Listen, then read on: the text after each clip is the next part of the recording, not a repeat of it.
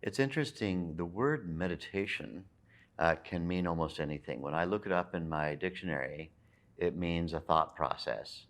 And so meditation really is not the best word to describe what it is that I and my colleagues teach. However, we use the word meditation because it imparts the idea, perhaps, of sitting in a chair, closing one's eyes, and having an experience inside that's different to the regular waking state. There are many, many techniques of meditation in the world. Most of them fall into a few categories. Those techniques that are contemplative in nature, where one has to contemplate the meaning of things or contemplate the relationships between things. Those techniques that require someone to concentrate, focus, and control to try to make a thing happen. And those techniques that are hypnotic, that is to say, to convince oneself of an idea that so far isn't true in one's life. And Vedic meditation doesn't fall into any of those three categories.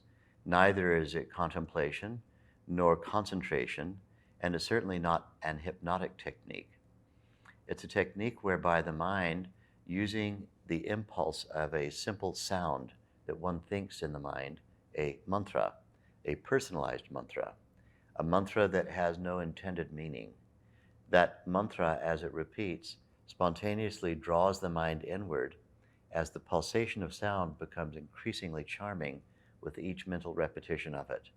The mantra becomes increasingly faint and subtle, and then the mind steps beyond the mantra and experiences the unbounded bliss of being. And so, being is not a thought state, it's not a contemplative state, it's not a state that can be arrived at through effort. Effort drives the mind away from the state of being.